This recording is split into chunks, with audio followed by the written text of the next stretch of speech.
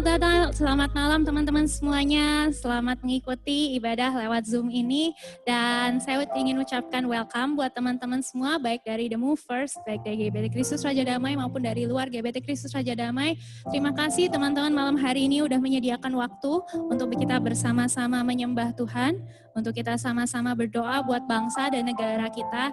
Dan terlebih saya ingin ucapkan pada teman-teman terima kasih karena kamu sudah mau invest waktumu untuk kamu mau belajar jadi pribadi yang berdampak untuk kita bisa bawa berkat buat bangsa ini.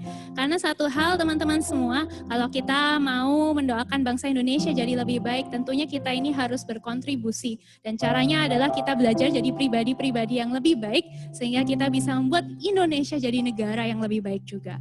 Nah teman-teman semua, sebelum malam hari ini kita akan dengarkan sharing dari speaker yang akan menyampaikan sharing malam hari ini.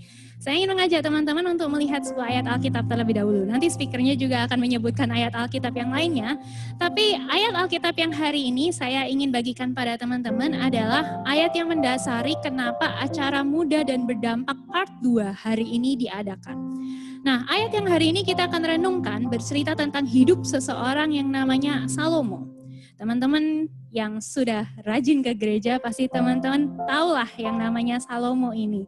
Dia adalah seorang raja yang sangat luar biasa. Dia adalah seorang raja yang sangat berhikmat. Saking berhikmatnya dia sampai di dalam Alkitab dikatakan orang-orang di seluruh bumi berduyun-duyun datang untuk mendengarkan hikmat raja yang namanya Raja Salomo ini. Nah, satu hari Raja Salomo kedatangan seorang tamu yang sangat istimewa yang di dalam Alkitab disebutkan sebagai Ratu Negeri Sheba. Saya ingin mengajak teman-teman melihat ayat ini di dalam 2 Tawarikh pasal 9 ayat 3 sampai 4. Saya bacakan.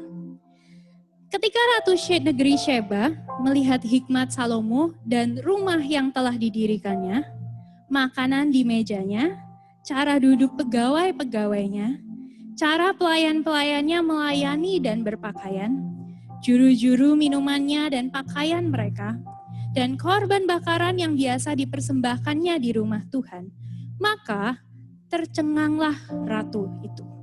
Dalam bahasa Indonesia sehari-hari, ayat ini berkata seperti ini. Ratu itu menyaksikan sendiri betapa bijaksananya Salomo. Ia melihat istana yang dibangun Salomo, tata kerja pegawai-pegawai istananya, dan pakaian seragam serta perumahan mereka. Ia melihat makanan yang dihidangkan dan pakaian para pelayan yang melayani pada pesta. Ia melihat juga korban-korban yang dipersembahkan Salomo di rumah Tuhan. Semuanya itu membuat Ratu Negeri Sheba itu kagum dan terpesona. Teman-teman, menarik sekali bahwa pada saat kita melihat ayat Alkitab ini yang membuat Ratu Negeri Sheba ini tercengang, kagum dan terpesona, itu bukan cuma masalah hikmat dan juga kekayaannya Salomo, teman-teman. Tapi Ratu Sheba juga terkagum melihat, teman-teman bisa lihat di ayat ini, cara kerja pegawainya. Dia kagum melihat cara pegawai-pegawai Salomo itu bertingkah laku. Dia kagum melihat cara mereka berpakaian. Dia terkagum-kagum melihat apa yang dipersembahkan Salomo kepada Tuhan. Jadi seluruh aspek dalam hidup Salomo ini begitu luar biasa dan itu memberi dampak bagi Ratu Sheba sendiri. Nah, teman-teman semua, Tuhan mengingatkan kepada kita semua melalui ayat ini bahwa inilah yang Tuhan pengen lihat dari hidup kita anak-anaknya. Kita ini diajarin untuk memperhatikan seluruh cara hidup kita. Mungkin pada saat kita bicara tentang Salomo, kita akan berkata, ya iyalah Salomo bisa jadi dampak, dia pinter. Kita nggak sepinter Salomo, dan itu memang benar. Dalam Alkitab dikatakan nggak akan pernah ada orang yang sepinter Salomo lagi. Lalu kita berkata, aku nggak sekaya Salomo, dan sebagainya teman-teman. Tapi kita bisa jadi berkat dengan cara-cara lain. Kita bisa jadi berkat dengan cara hidup kita. Kita bisa jadi berkat dengan cara kita memberikan persembahan kita pada Tuhan. Kita bisa jadi berkat dengan cara kita bersopan santun dengan orang lain. Kita bisa jadi berkat pada saat kita membangun relasi dengan sesama kita. Kita bisa jadi berkat pada saat kita ini melakukan yang terbaik dalam setiap aspek kehidupan kita, termasuk salah satunya finansial. Teman-teman semua, jangan sampai kita jadi anak-anak muda yang kita terpaku berkata, aku gak bisa jadi berkat karena satu alasan tertentu. Kamu selalu bisa jadi berkat. Kamu selalu bisa jadi dampak. Dan tahukah teman-teman, your whole life can be a powerful witness. Let others see God at work in you. Seluruh hidupmu dapat menjadi kesaksian yang sangat kuat. Dan biarlah orang lain melihat pekerjaan Tuhan di dalam hidupmu. Teman-teman, output yang kita harapkan dari memberi dampak itu bukan supaya orang-orang kagum sama kita, bukan. Kalau teman-teman baca dalam ayat-ayat ini, mungkin kita akan ngelihat Ratu Negeri Sheba kagum sama Salomo. Tapi output akhir yang kita harapkan bukan itu. Output akhir yang kita harapkan ada di ayat 5-8. Di sini Ratu Sheba berkata kepada Raja Salomo, "Benar juga kabar yang kudengar di negeriku tentang engkau dan tentang hikmatmu. Tetapi aku tidak percaya perkataan-perkataan mereka sampai aku datang dan melihatnya dengan mataku sendiri. Sungguh setengah dari hikmatmu yang besar itu belum diberitahukan kepadaku. Engkau melebihi kabar yang kudengar. Berbahagialah orang-orangmu dan berbahagialah para pegawaimu ini yang selalu melayani engkau dan menyaksikan hikmatmu." Ayat yang ke-8 teman-teman perhatikan, ini adalah ratu negeri yang lain, bukan orang Israel, tapi ratu dari negeri lain ini bisa berkata seperti ini. "Terpujilah Tuhan Allahmu yang telah berkenan kepadamu sedemikian, hingga ia mendudukkan engkau di atas tahtanya sebagai raja untuk Tuhan Allahmu. Karena Allahmu mengasihi orang Israel, maka ia menetapkan mereka untuk selama-lamanya dan menjadikan engkau raja atas mereka untuk melakukan keadilan dan kebenaran." You know, ada ratu dari negeri lain yang gak kenal sama Tuhan, tapi ngelihat seluruh aspek hidup Salomo, dia bisa bilang, "Terpujilah Tuhan Allahmu, Tuhan itu sayang sama kamu." Teman-teman semuanya, kenapa sih kita ini harus berdampak? Tujuan akhirnya bukan untuk membuat orang kagum dan terpesona, oh no. Tapi tujuan akhirnya adalah membuat orang-orang di luar sana, mereka mengenal dan memuji Tuhan Allah kita dengan luar biasa. Dan mereka bisa lihat dan mereka bisa bilang, "Tuhan itu loh, ternyata benar-benar sayang ya sama kamu. Aku mau kenal sama Tuhan yang kayak gitu." Nah, malam hari ini kita akan belajar dari seorang pribadi yang saya pribadi berkata dia ini sangat berdampak teman-teman semua.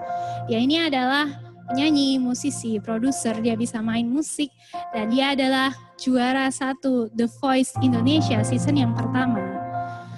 Satu hal yang luar biasa dari dia adalah dia baru saja merilis lagu terbarunya yang judulnya Your Many Blessings.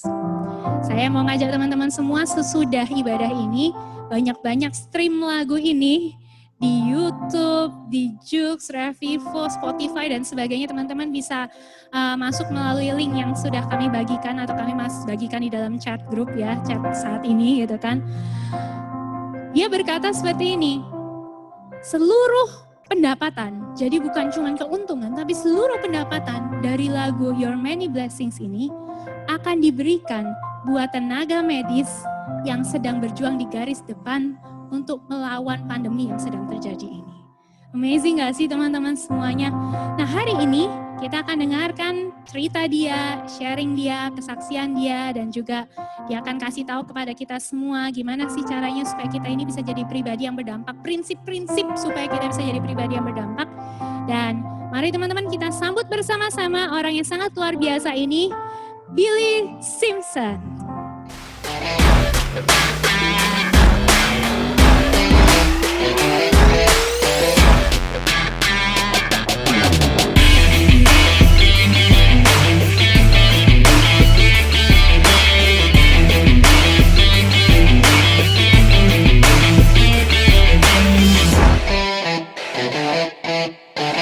Hello everyone, the movers.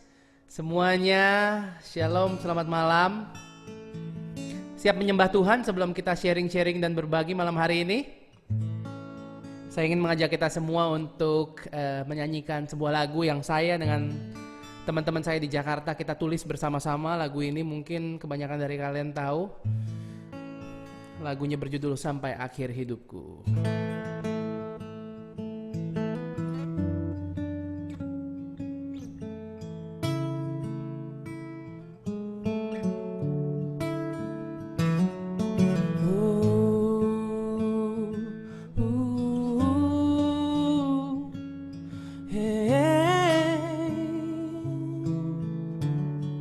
Katakan Bapa, Bapa, Engkau mengenalku lebih dari siapapun. Engkau tahu ceritaku dan isi hatiku. Tak peduli masa lalu, Engkau tetap memilihku. Ubahkan ku, sempurnakan jadi karya yang indah. Kini aku percaya tiada yang mustahil bagimu. Kuasamu kuatkanku, dasarku berharap.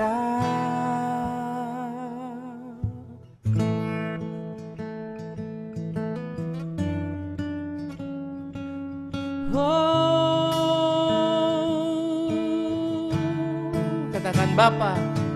Bapa, Engkau mengenalku lebih dari siapapun. Engkau tahu ceritaku dan isi hatiku. Tak peduli masa lalu, Engkau tetap memilihku. Ubahkan ku, sempurnakan, jadi karya yang indah. Kini aku percaya tiada yang mustahil bagimu. Kuasamu kuatkan ku, dasarku berharap. Kini aku berserah pada rancanganmu bagiku. Ku ikuti panggilanmu, ku kan setia sampai akhir hidupku. Kini aku percaya tiada yang mustahil bagimu. Kuasamu kuatkan ku, dasarku berharap. Kini aku berserah pada rancanganmu bagiku. Ku ikuti panggilanmu, ku kan setia sampai akhir hidupku. Ku ikuti panggilanmu, ku ikuti panggilanmu, ku kan setia sampai akhir hidupku. Oh, oh, oh, oh. Haleluya. Hanya Kau yang ku ikuti, Tuhan. Ku ikuti panggilanmu, ku ikuti Panggilanmu ku ikuti, ku ikuti. Panggilanmu, engkau setia sampai akhir hidupku.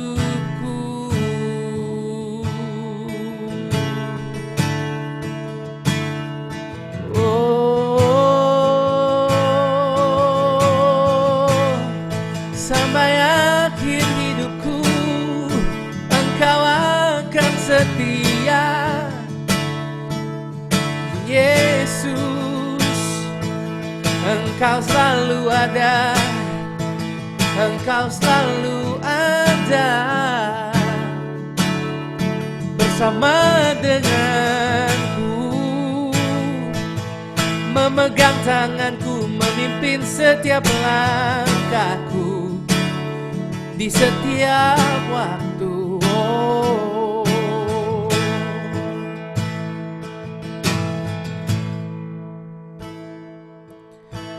Immanuel, Immanuel, engkau besertaku. Immanuel, Immanuel, engkau Allah besertaku. Katakan sekali lagi. Immanuel, Immanuel, engkau besertaku. Immanuel, Immanuel, engkau Allah besertaku. Sama-sama katakan, kau kuatkan, kau kuatkan aku bertahan. Kau harapan dalam kesesakan. Kau buktikan kesetiaan-Mu Tuhan. Engkau Allah Immanuel. Kau kuatkan aku bertahan. Kau harapan dalam kesesakan. Kau buktikan kesetiaan-Mu Tuhan. Engkau Allah Immanuel. Katakan Immanuel, Immanuel, Immanuel, engkau besertaku. Immanuel, Immanuel, engkau Allah besertaku.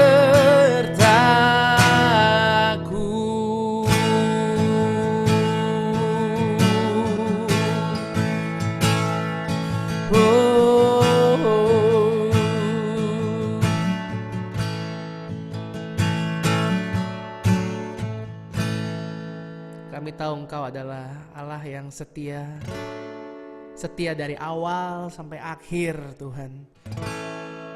Engkau setia sampai akhir kehidupan kami. Musim boleh datang, boleh pergi. Covid boleh ada dan sebentar lagi kami percaya juga tidak akan bertahan lama. Masalah boleh datang dan pergi. Tetapi kami tahu Tuhan, Engkau datang dan tidak akan pernah pergi dari sisi kami Tuhan. Engkau adalah Immanuel, God is with us. Tuhan beserta dengan kami 24 jam. Tuhan gak pernah ninggalin kami. Malam hari ini Tuhan, biar setiap dari pribadi yang hadir di acara dari The Movers ini Tuhan, bisa Tuhan tabur benih malam hari ini Tuhan. Biar setiap dari kami bisa bertumbuh semakin dekat, semakin mengerti apa yang ada di dalam isi hati Tuhan bagi kehidupan kami. Biar kami semakin berdampak untuk memuliakan nama Tuhan. Kami siap mendengar firman-Mu. Di Di dalam nama Tuhan Yesus Kristus, dan semua The Movers yang percaya mengatakan Amen.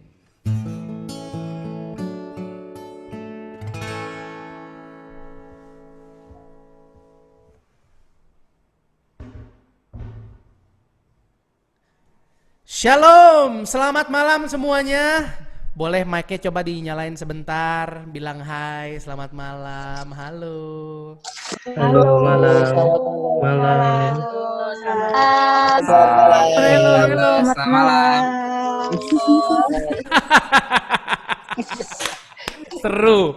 Seru. Malam hari ini minimal ada 56 orang ya yang hadir di sini ya buat kita ngumpul dan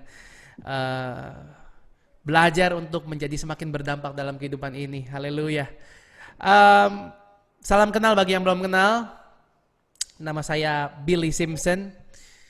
Saya sekarang Zoom dengan kalian dari Surabaya. Jadi kita satu kota sepertinya, kebanyakan dari kalian sepertinya ada di kota Surabaya, betul ya? Yang betul coba kasih jempol ke layar semuanya. Hehe, arek Surabaya, wapi. Sorry ya, logatnya masih belum benar karena saya memang orang Jakarta sebenarnya. But anyway, saya sudah ada di sini selama hampir 6 bulan sebenarnya. Terjebak thanks to COVID-19, I am here dan baru akan pulang ke Jakarta nanti akhir bulan tanggal 30 Agustus finally bisa pullcam. Dan terima kasih banyak untuk teman-teman The Movers panitia ya yang sudah bekerja keras membuat event ini menjadi kenyataan. Boleh dong nyalain mic lagi. Kasih tepuk tangan yang paling kencang untuk panitia The Movers, muda dan berdampak. Hayo. Woo! Thank you ya, gengs. Terima kasih kakak-kakak sekalian sudah bekerja keras untuk bikin event ini kenyataan. Dan saya bisa bertemu dengan kalian semua. 56, at least 56 of you guys. Mungkin untuk yang nggak kenal, saya perkenalkan diri sedikit. Tadi udah di present sebenarnya di awal. Saya sejak menang The Voice sudah menjadi penyanyi sepenuh waktu. Jadi saya musisi, penyanyi, saya buat musik dan lain sebagainya. That's my job. Itu pekerjaan saya. Dan saya tertanam di sebuah gereja di Jakarta sebenarnya. Saya bergabung di JPCC Worship, yaitu tim PAW dari gereja kami. Dan saya ingin berbagi kepada teman-teman semua tentang berdampak ya malam hari ini. Saya memulai dengan sebuah cerita yang saya alami sewaktu saya ikut The Voice. Ini adalah sebuah cerita yang mungkin kalau saya kesaksian ke gereja-gereja atau mungkin ke tempat lain, saya nggak pernah saksikan cerita ini, tetapi Tuhan menggerakkan saya untuk share about this. Saya memiliki beban yang sangat besar sewaktu saya ikut The Voice. Mungkin teman-teman nggak tahu karena udah cukup lama, beberapa tahun yang lalu mungkin kalian masih SMP, SD, SMA, saya nggak tahu. Tetapi saya sewaktu ikut The Voice, saya sudah mulai pelayanan. Jadi saya mulai nyanyi di gereja saya, di JPCC, jadi di JPCC Worship, saya udah mulai nyanyi, singer tapi belum WL ya waktu itu. Saya belum WL. Nulis lagu juga masih sedikit, masih belajar. Lalu nggak lama The Voice datang, saya ikutan. Nah, saya itu zaman dulu belum zaman Instagram, tapi Twitter. Jadi di Twitter itu semua orang-orang yang pernah kedatangan True Worshipers Youth. Jadi JPCC Worship dulu namanya True Worshipers. Jadi ada yang namanya True Worshipers Youth, yaitu istilahnya JPCC Youth-nya zaman dulu lah gitu. Jadi saya udah sempat pergi ke beberapa kota, memang Surabaya, saya udah pergi ke Salatiga, Makassar, saya nggak tahu lah beberapa kota ya, Bandung dan lain sebagainya. Jadi saya pas ikut The Voice masuk TV itu banyak sekali orang-orang yang berjemaat di gereja yang saya pernah datang layani mereka tuh tahu dan mereka seneng banget. Kalian tahu lah ya rasanya pas nonton ajang kompetisi, mungkin Idol, mungkin X Factor, terus kita tahu, wih ada anak Tuhan nih, ada anak gereja nih, wah terus ini anggotanya True Worshipers lagi, anggotanya True Worshipers Youth. Jadi kayak semua heboh, kayak Kak Billy, kita dukung Kak Billy, kita support Kak Billy. Terus ada sebagian dari mereka bahkan memvideokan. kejadian apa yang terjadi di gereja mereka. Mereka pasang video audisi saya di gereja mereka. Terus mereka kayak tepuk tangan, terus pendetanya doain saya dan lain sebagainya. Mungkin orang-orang taunya itu gitu ya. Terus beberapa pendeta dari gereja lain WA, message SMS pendetanya saya bilang, wah bangga ya si Billy ya. Udah masuk top 12 dan lain sebagainya. Ini kayaknya bakal menang dan lain sebagainya. Jadi it's all good ya. Itu sebenarnya good news kan, dapat support ya. Senang deh. Dapat encouragement. Tetapi mungkin yang nggak banyak orang tahu adalah saya tertekan loh teman-teman. Saya tertekan. Itu jadi beban sekali karena kalau gue kalah gimana? Anak Tuhan kalah dong. Kalau saya kalah, saya nggak jadi teladan, saya nggak jadi membawa dampak. Bayangkan ya, saya pas ikut audisi itu nyanyinya bagus banget. Itu mungkin yang bikin banyak orang tahu saya bahwa saya ikut The Voice waktu itu karena audisi saya. Video audisi saya bagus, lalu dari audisi saya masuk ke battle, di battle juga saya bagus. Karena apa? Karena belum masuk TV. Tapi pas masuk TV, ya ampun, orang nggak kenal, orang yang kenal, saudara saya, keluarga saya jadi tahu. Saya tuh nggak ngomong ke siapa-siapa soalnya saya ikut. Bahkan beberapa keluarga besar saya dari Bandung, sebentar saya mau ambil air. Beberapa keluarga besar saya dari kota Bandung, mama saya orang Bandung, mereka bilang ke mama saya, itu teh si Billy bisa nyanyi, meni alusnya suaranya, gitu. Jadi mereka banyak yang nggak tahu saya tuh bisa nyanyi gitu. Jadi kayak semua orang jadi tahu. Dan saya sebagai anak muda ikut kompetisi, didukung banyak orang, saya merasa terbeban, stres loh. Rasanya pengen mati, bener nggak bohong. Soalnya kalau gagal, kalau kalah gimana? Saya akuin ke teman-teman semua, mungkin kalian banyak yang nggak ngikutin setiap minggu, tetapi setelah audisi dan battle, itu nyanyi saya nggak bagus. Cuman ya Tuhan izinkan saya lewat terus. Saya sempet di bottom 3 itu sampai saking nggak bagusnya nyanyi karena terlalu banyak beban. Dan ini yang jadi klimaksnya ya, Jadi ada satu waktu saya di interview sama MC-nya Darius Sinathrya. Jadi kalau ada yang tahu artis Darius, dia MC-nya The Voice waktu itu. Dia tuh nanya sebuah pertanyaan ke saya. Saya lupa pertanyaannya apa.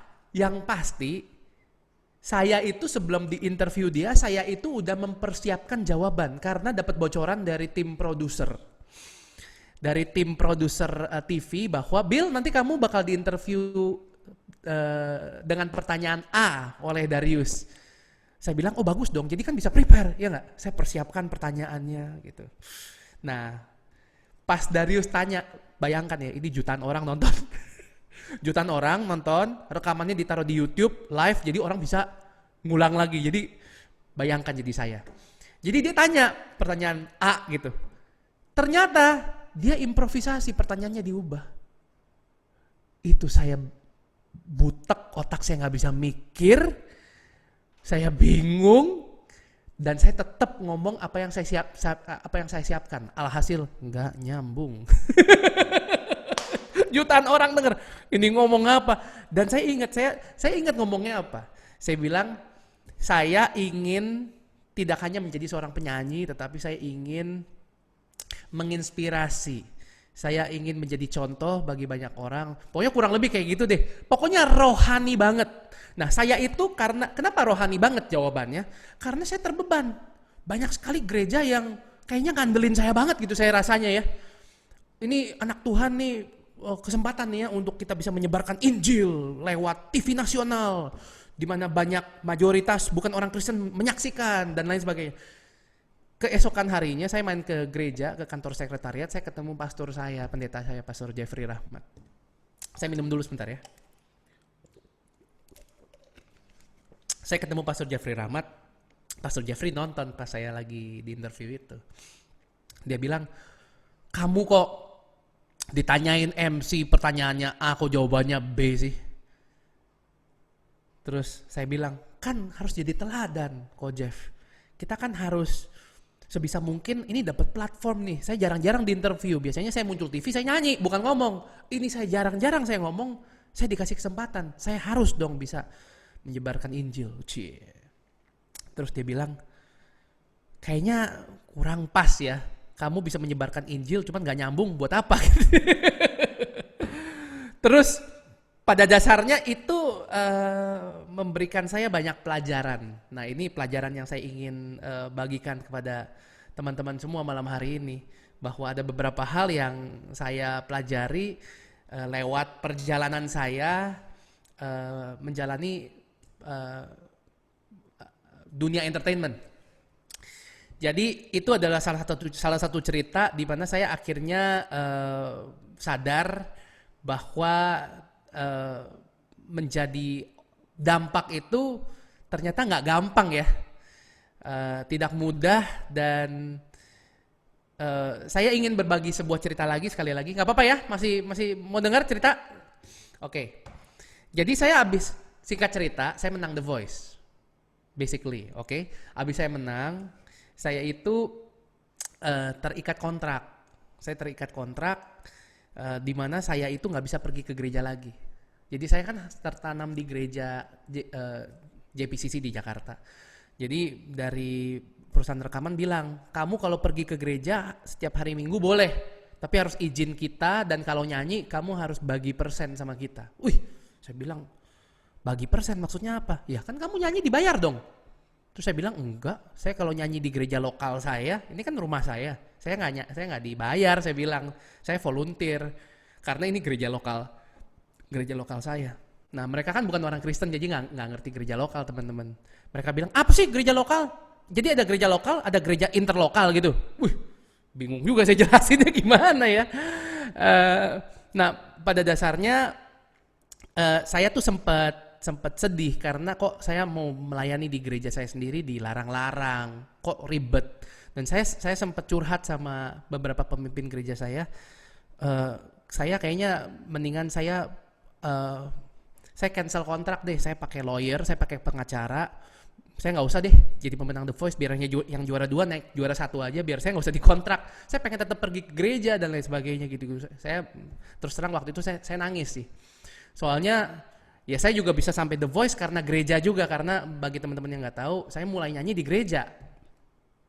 Tapi pastor saya bilang, Pastor Yose waktu itu, Pastor Jose Carroll, dia bilang, Tuhan taruh kamu di sini sebagai pemenang.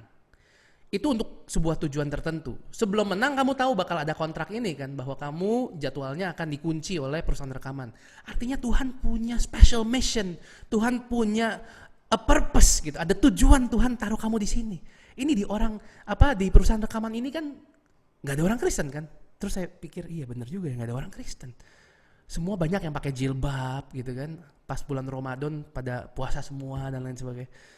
Iya benar juga ya, mungkin emang saya harus jadi terang dan garam gitu kan di sini. Akhirnya ya udah saya lebih tenang waktu itu. Akhirnya ya udah pastor, pada dasarnya gereja saya mengerti bahwa ya mungkin ini bagian dari kontrak saya. Tapi singkat cerita saya harus launching album perdana. Abis sebagai pemenang The Voice kan ada album. Singkat cerita album ini dirilis di sebuah toko musik dekat gereja JPCC. Nah, kenapa saya suggest toko musik ini? Karena saya bilang nanti dari gereja bisa bantu umumin loh bahwa kita ada launching di luar. Jadi bayangkan gereja jemaat saya lumayan nggak banyak, saya bilang lumayan nggak sedikit. Jadi bisa lumayan lah. Terus orang label bilang emang jemaatnya berapa? Terus saya bilang 15.000 gitu. Kan 3.000 kali 5 ibadah. Wah, boleh, buka situ deh. Kita launching di sana aja, panggil pers, panggil media di situ. Oh ya udah, oke. Nah ini ceritanya teman-teman. Saya pergi ke sana itu kita ber-15. Jadi dari perusahaan rekaman saya sebuah label yang cukup besar, label internasional. 15 orang datang. Nah ini yang menarik. 2 orang. Yang satu itu memang terkenal dia itu saya nggak apa-apa ya, saya ngomong banci yang sangat-sangat populer di dunia entertainment. Jadi dia itu manajer artis, dia koneksinya dengan Sony, Warner, dengan semua artis tahu dia deh, karena dia ngetop banget. Dia by the way dia melambai gitu kan. Cowok suka cowok, dia punya pacar cowok waktu itu.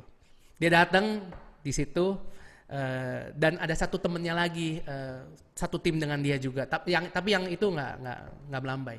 Jadi mereka berdua itu adalah 2 orang dari 16 orang yang hadir di sana. Nah, kita ada di sana dari pagi banget, dari ibadah 1 sampai ibadah paling terakhir. Guess what? Mereka iseng-iseng masuk ke gereja, lihat ibadahnya. Oh, ibadah gereja kayak gini ya. Singkat cerita, mereka berdua udah bertobat, kenal Tuhan, tertanam sekarang di JPCC. Yang satu pelayanan usher, yang melambai udah gak melambai lagi. Sudah straight. Belum punya pacar sih memang, kan pasti perlu waktu juga untuk pemulihan. Lagi mau audisi praise and worship, lagi mau audisi JPCC worship juga. Yang satu pelayanan juga. Pokoknya 2 itu akhirnya diubahkan kehidupannya. Oleh karena saya manut sama kontrak gitu. Bahwa saya untung saya lanjutin waktu itu. Dan saya ingin berbagi ke kalian bahwa ternyata apa yang saya lakukan selama ini sebagai penyanyi-nyanyi di TV, saya keliling Indonesia dari gereja ke gereja, dari radio ke radio, saya sempat pergi juga ke luar negeri ya, ke Jepang, ke Amerika, ke Eropa, kemana lah banyak semua dipergiin nyanyi ya. Tapi reward itu rasa puas, hadiahnya itu nggak sebesar menyaksikan kehidupan orang diubahkan 360 derajat. Benar-benar totally diubahkan. Dan buat saya dampak sesungguhnya itu adalah itu. Bahwa kehadiran kita bisa menjadi fasilitas, kita bisa memfasilitasi orang-orang di sekeliling kita untuk mengenal Tuhan, bertobat, diubahkan. Nah, banyak sekali orang soalnya yang interested sekali untuk jadi influencer hari-hari ini, ya. Pengen jadi artis, pengen ngetop, pengen followersnya banyak di Instagram, pengen di verified Instagramnya, pengen kenal artis ini, artis itu dan lain sebagainya. Tujuannya mulia lagi, ingin menginspirasi, ingin berdampak gitu kan. Tetapi ada beberapa hal yang saya pelajari tentang dampak di dalam journey saya mengenal Tuhan, menjalani perjalanan ini bersama dengan Tuhan. Saya bisa share screen nggak ya? Ya, saya bisa share screen. Oke. Bisa lihat semuanya? Saya ingin buka dengan ayat pertama, yaitu Matius 5 ayat 13. Kamu adalah garam dunia. Jika garam itu menjadi tawar, dengan apakah ia diasinkan? Tidak ada lagi gunanya selain dibuang dan diinjak orang. Ternyata teman-teman, jadi dampak itu nggak harus kelihatan. Garam itu kan sebenarnya bumbu yang sangat kecil ya. Dan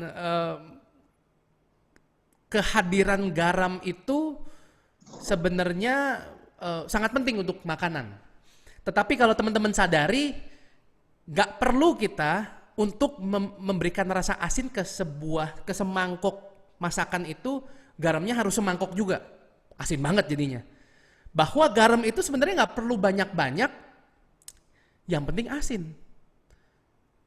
Jika garam itu menjadi tawar, kata firman Tuhan, dengan apakah ia diasinkan? Tidak ada lagi gunanya selain dibuang. Jadi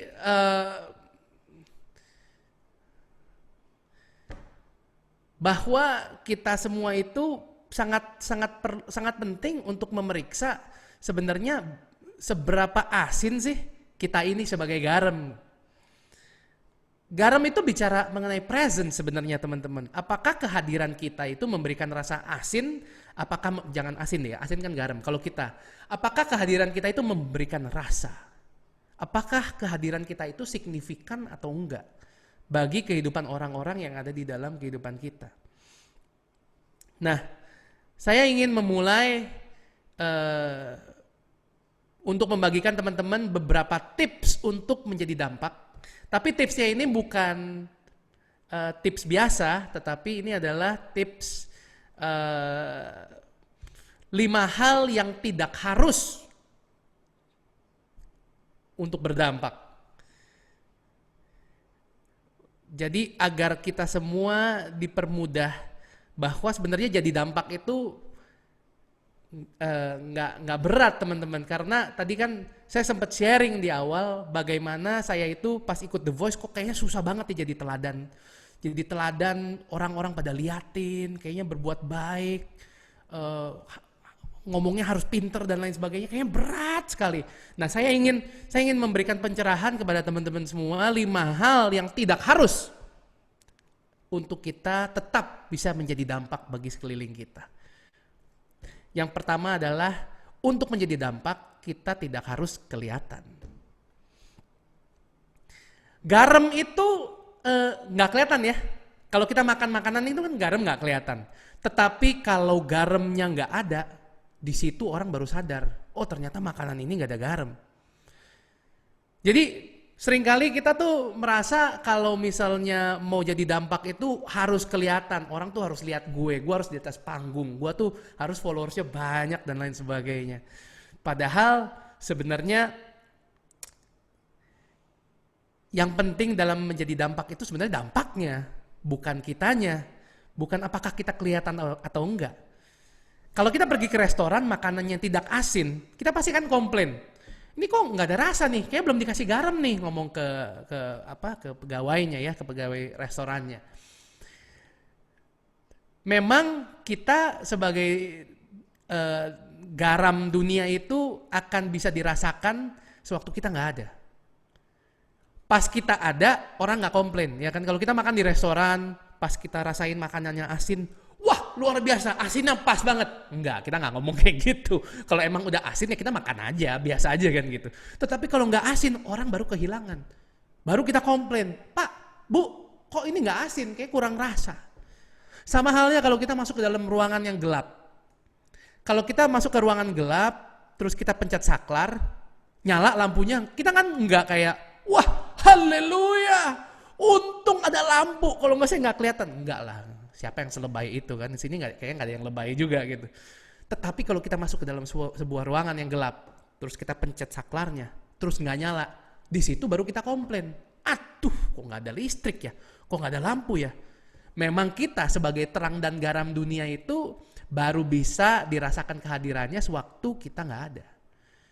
Jadi bagi teman-teman yang merasa nggak pernah dilihat, nggak pernah diapresiasi, jangan baper, biasa aja. Karena kita nggak perlu dilihat, kita nggak perlu diapresiasi, karena kehadiran kita yang penting membawa rasa asin itu, kita membawa dampak. Jangan sampai kita gini, contoh deh ya di komunitas kita masing-masing, mungkin di sini ada yang sekolah, ada yang kuliah, ada yang kerja.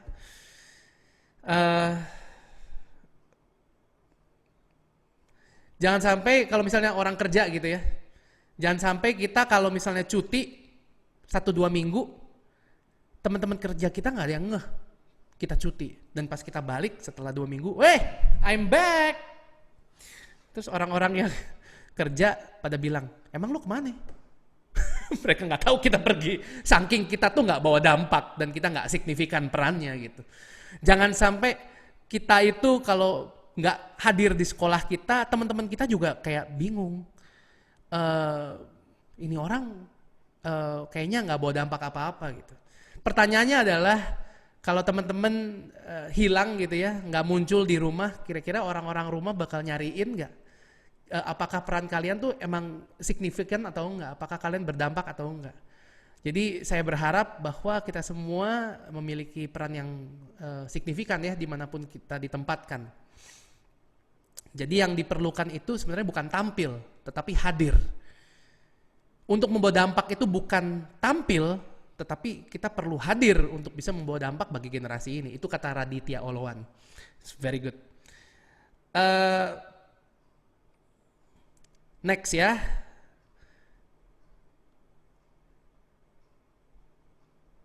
Poin berikutnya adalah untuk menjadi dampak kita tidak harus punya posisi. Nah seringkali kita mikir, aduh saya nggak mungkin bawa dampak lah, siapa saya sih? Saya ini hanya butiran debu. Saya kan bukan leader, jadi bukan saya yang harus membuat perubahan. Saya kan gajinya belum besar, jadi saya nggak perlu dong melakukan ini dan itu dan lain sebagainya. Saya kan follower saya sedikit, jadi saya nyampah boleh dong, saya posting apapun boleh dong. Nah pertanyaannya teman-teman, apakah mereka semua yang punya posisi pasti berdampak atau enggak? Karena sesuai pengalaman saya udah mengenal banyak sekali orang-orang yang memiliki posisi di dalam kehidupannya, yang followersnya banyak, yang dicap penyanyi rohani gitu ya misalnya ya. Nggak jaminan loh mereka membawa dampak yang positif. Jadi untuk kita semua yang mati-matian perlu posisi, minta posisi, nyari posisi, ngejar posisi, percayalah posisi itu bukan jaminan. Bahwa dampak itu bukan tentang posisi, dampak itu tentang fungsi. Kalau kita berfungsi dengan baik, maka kita pasti akan membawa dampak yang baik. Tetapi kalau kita punya posisi yang baik, nggak menjamin kita dapat berfungsi dengan baik. Gitu. Itu adalah poin kedua, bahwa jadi dampak kita nggak perlu posisi. Berikutnya, untuk menjadi dampak kita tidak harus berskala besar. Untuk menjadi dampak tidak harus berskala besar.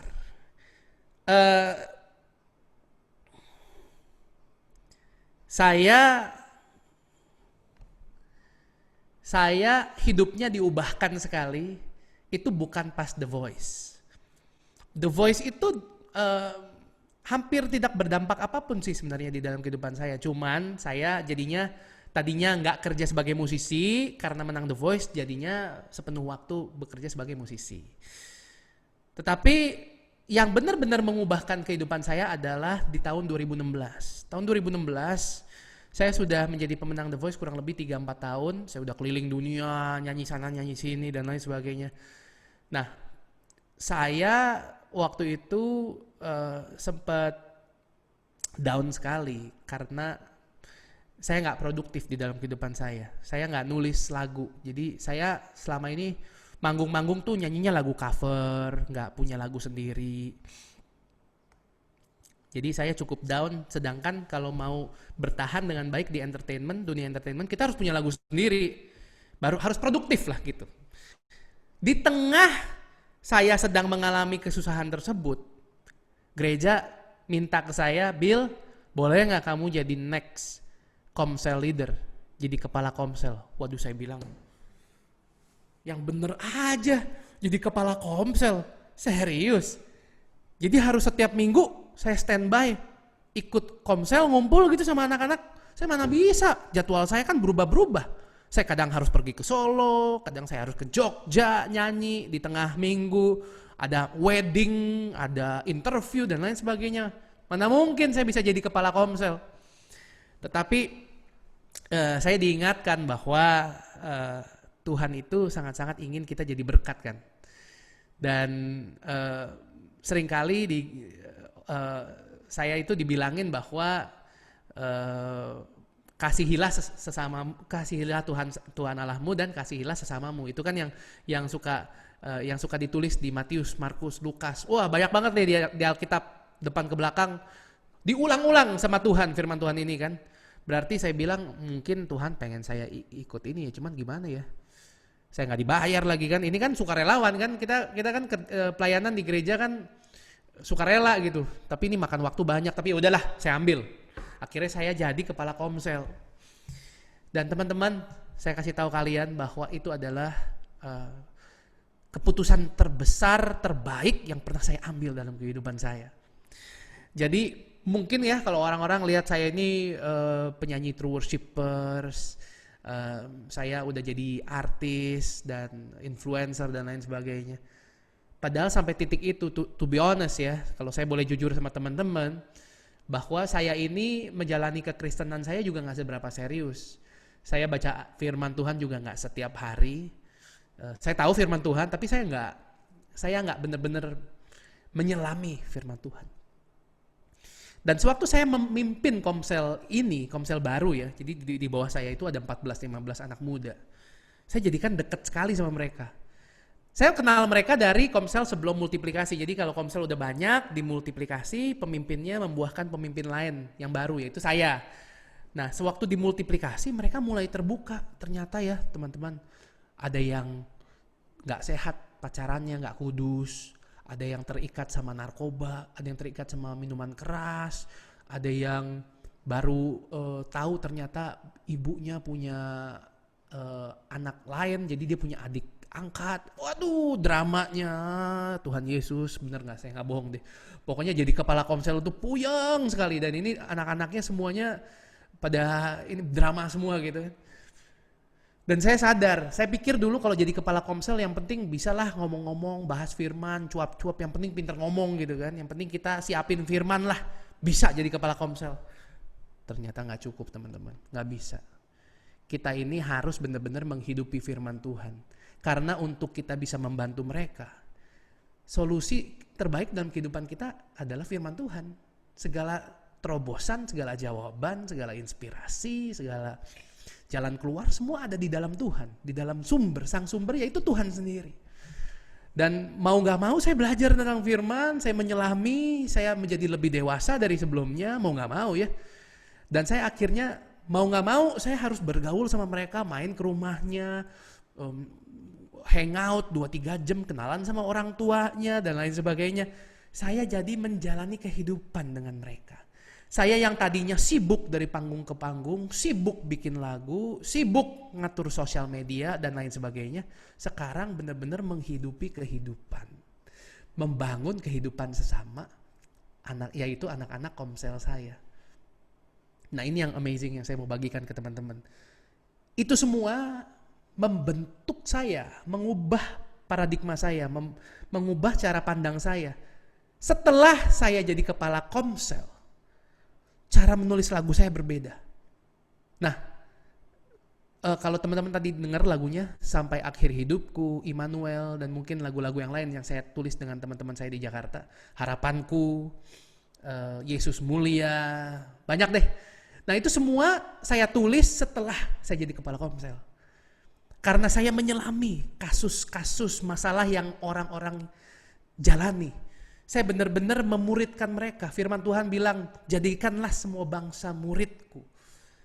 Bangunlah umatku, jadilah penjala manusia dan lain sebagainya. Itu benar-benar saya lakukan, bukan saya sibuk di panggung. Sebelumnya betul, saya harus akuin, saya terlalu sibuk di panggung. Dan sewaktu saya menjalani ini, beda banget. Saya jadi WL juga beda teman-teman. Sewaktu saya naik panggung dulu, saya melihat jemaat itu penonton. Waduh, saya harus improvisasi di sini. Saya harus milih lagunya yang begini karena saya nyanyinya jago nih kalau lagunya ini. Saya sekarang kalau naik panggung, saya nggak mikir ke sana. Saya mikirin apa? Ini kira-kira jemaatnya lagi sedang menjalani masalah apa? Pergumulan apa yang sedang mereka hadapi? Saya naik panggung, saya melihat muka-muka mereka itu seperti anak-anak komsel saya sendiri yang sedang mengalami perpecahan, masalah hubungan, masalah finansial. Itu yang mengubah paradigma saya. Nah, kenapa saya bilang tadi jadi dampak itu nggak harus berskala besar? Karena firman Tuhan bilang,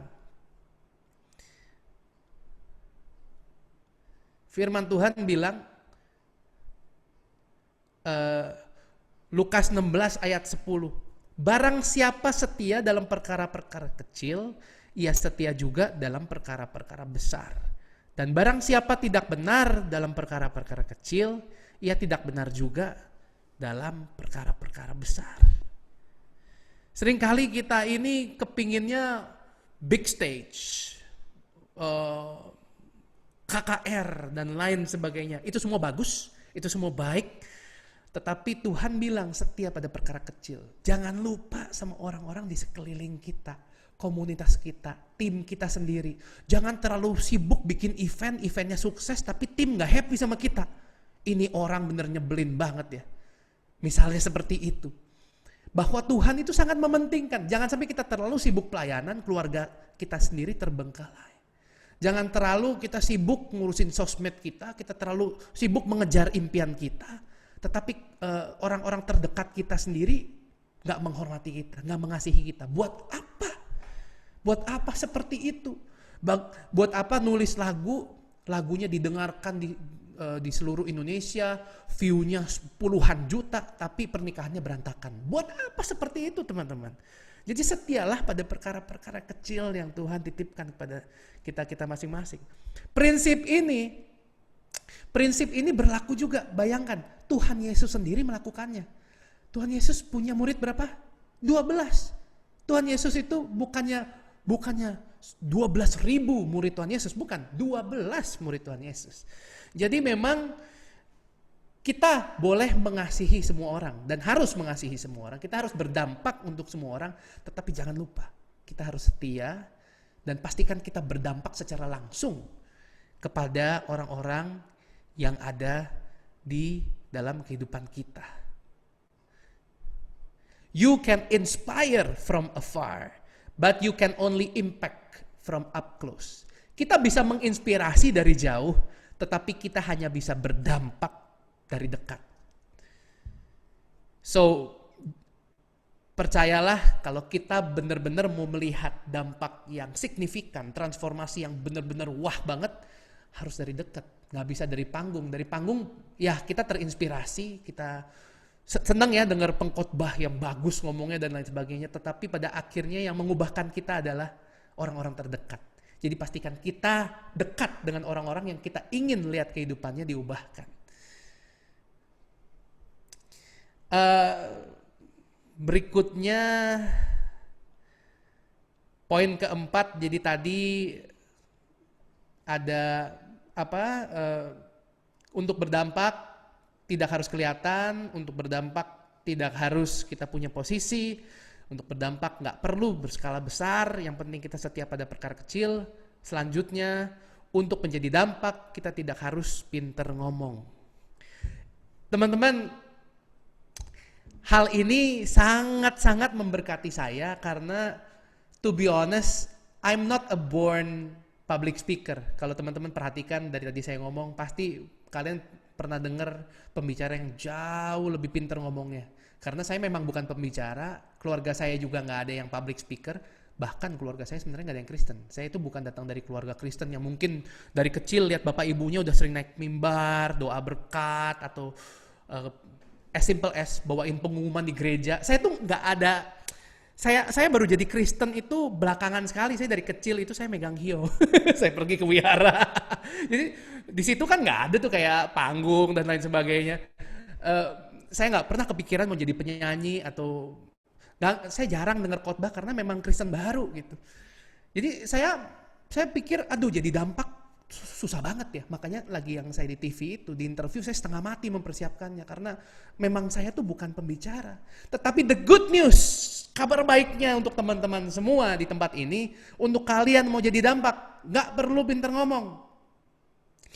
Saya ini di Surabaya, saya dikaruniakan seorang anak. Jadi saya di Surabaya, kenapa? Karena istri saya orang Surabaya dan dia mau ngelahirin di Surabaya. Jadi kita punya anak sekarang, namanya Briel, sebentar lagi dia umur 3 bulan. Nah, sebagai orang tua baru, saya sama Sally istri saya Sally, kita harus belajar banyak tentang parenting. Nah, satu hal yang kita belajar sekali di dalam parenting adalah bahwa apa yang diperbuat orang tua bayi dari umur 0 sampai umur 5 itu sangatlah signifikan perannya. Ternyata bayi yang mungkin polos dan mungkin belum ngerti apa-apa itu mempelajari. Anak-anak itu mempelajari gerak-gerik orang tuanya. Nah, saya dari dulu saya selalu sibuk. Aduh, saya kalau udah punya anak, gimana ya cara ngomong yang tepat ya biar anak saya pilih pacar yang tepat. Gimana cara ngomongnya biar dia rajin, biar dia baca firman Tuhan. Teknik ngomongnya ya, quote-nya tuh apa ya biar mereka benar-benar bisa jadi orang gitu. Tetapi ternyata sehebat-hebatnya kita pinter ngomong, kalau anak kita tahu yang kita omong sama yang kita kerjakan berbeda, sami mawon, kepahitan adanya teman-teman. Kok papa mama saya munafik? Ngomong aja pinter, ngerjainnya gak bener.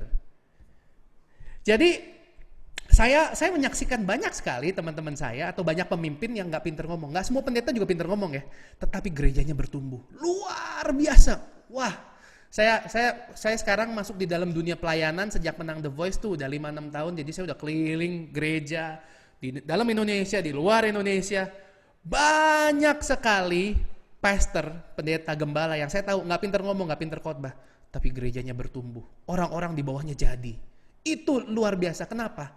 Karena mereka benar-benar mengerjakan apa yang firman Tuhan katakan. Karena mereka nggak cuman pinter ngomong di panggung, tetapi mereka di luar panggung, jemaatnya pun mengenal orang ini orang bagus. Action speaks louder than words. Tindakan kita berbicara jauh lebih besar dari kata-kata indah kita. So ini adalah good news sekali teman-teman buat kita semua mungkin yang gak pinter ngomong seperti saya. Bahwa yang penting kita benar-benar mengerjakan. Orang-orang di sekeliling kita gak perlu orang yang pinter ngomong. Orang-orang di sekeliling kita perlu orang yang benar-benar melakukan perbuatan baik. Benar-benar setia, tepat waktu, kita memegang apa yang kita omong, kita murah hati, nggak pelit, pas diminta bantu kita bantuin, kita share pengetahuan yang kita miliki. Hal orang-orang seperti itu yang orang sukai, orang-orang seperti itu yang bisa membangun kehidupan orang. Orang-orang seperti itulah yang berdampak, bukan yang pintar ngomong. Jadi itu poin saya yang keempat, bahwa kita nggak perlu pintar ngomong. It's good news buat banyak dari kita. Yang terakhir, untuk menjadi dampak, kita tidak harus maksa. Kenapa saya ngomong bahwa jadi dampak tuh gak perlu maksa? Seringkali kita memaksakan diri, saya harus jadi teladan, saya harus jadi contoh. Sampai stres. Sampai akhirnya apa? Kita acting, kita sok-sok positif, kita sok-sok seolah-olah kayaknya kita peduli sama orang karena demi menjadi dampak. Posting, padahal faktanya kita postingnya diedit ya kan, dibagusin, caption dibikin yang sebagus-bagusnya agar impresif. Wah, biar jadi dampak, biar jadi berkat. Teman-teman, saya sangat sedih sewaktu saya tahu misalnya ya ada hamba Tuhan gitu ya yang selama ini postingnya kayaknya positif gitu ya, sharing ayat dan lain sebagainya. Tahu-tahu cerai sama istrinya. Hal-hal seperti itu maksudnya sekarang udah masuk ke tahun keberapa ya di dalam dunia sosmed. Instagram udah mulai kenceng. Ini udah beberapa kejadian lah terjadi dan itu sangat disayangkan. Dan himbauan saya kepada teman-teman semua bahwa kita jadi orang Kristen untuk bawa dampak itu nggak perlu maksa teman-teman. Kita natural aja. Jadi diri kita apa adanya. Bahwa yang kalian harus sadari bahwa dampak itu adalah akibat. Dampak itu bukan sesuatu yang harusnya kita kejar. Kalau kita mengejar dampak, maka tendensinya, kecenderungannya kita akan menghalalkan segala cara agar dampak itu sampai tapi mengorbankan banyak hal. Tetapi kalau kita kejarnya bukan dampak, tapi kita kejarnya Tuhan. When you seek first the kingdom of God, sewaktu kita mengejar kerajaan surga beserta dengan kebenarannya, maka yang terjadi apa? Kita yang diubahkan, kita bertumbuh, kita menjadi versi kita yang terbaik. Kita nggak perlu acting, nggak perlu jadi orang lain, kita nggak perlu jadi seorang Pastor Philip Mantova, kita nggak perlu menjadi seorang Gilbert Lumoendo, nggak perlu menjadi seorang Jokowi atau menjadi seorang siapalah idola kalian, siapapun idola kalian. Kita nggak perlu jadi mereka. Kita hanya perlu menjadi diri kita sendiri, tetapi menjadi versi terbaik diri kita. Be yourself, but be the best of yourself. Itu yang perlu kita lakukan. Bahwa sewaktu semuanya berjalan dengan natural, dengan alami, maka menjadi dampak itu sesuatu yang gak perlu dipaksa, alias mudah, enteng. Kok yang Tuhan pasang di dalam kehidupan kita seharusnya ringan. Itu firman Tuhan. Bahwa life is not supposed to be burdenful. Hidup itu harusnya gak berat gitu, kayak beban berat. Teman-teman, Beban berat itu udah dipikul sama Tuhan Yesus, nggak perlu kita angkat-angkat lagi. Jangan stres, jangan terlalu sampai maksa banget, sampai demi berdampak ngorbanin, kita berbohong, membuat citra sedemikian rupa agar orang-orang melihatnya kayaknya. Gini, Tuhan Yesus nggak perlu dibagus-bagusin, dia udah bagus. Nggak perlu kita membumbui, kasih bumbu ekstra dan lain sebagainya. Tuhan itu Tuhan. Nggak perlu bantuan kita, dia sudah luar biasa. Yang perlu bantuan itu kita. Kita yang harus dibantu untuk menjadi diri kita yang terbaik. Jadi saya ingin tutup. Sebentar. Sebelum saya tutup, saya ingin merangkum terlebih dahulu apa saja sih yang tadi saya sudah bagikan ya. Jadi ada 5 hal. Teman-teman ingat, untuk kita berdampak nggak perlu kita kelihatan. Yang penting kita menjalankan fungsi kita seperti garam. Yang penting garam itu memberikan rasa asin. Yang kedua, kita nggak perlu posisi. Kita nggak perlu udah jadi bos dulu baru berdampak. Justru yang kita perlukan adalah kuasa Roh Kudus di dalam kita. Yang perlu kita lakukan adalah kita berfungsi dengan baik. Yang ketiga, kita nggak perlu berskala besar. Setialah pada perkara kecil terlebih dahulu, maka Tuhan akan mempercayakan perkara-perkara yang lebih besar. Yang keempat, gak usah pinter ngomong. Action speaks louder than words.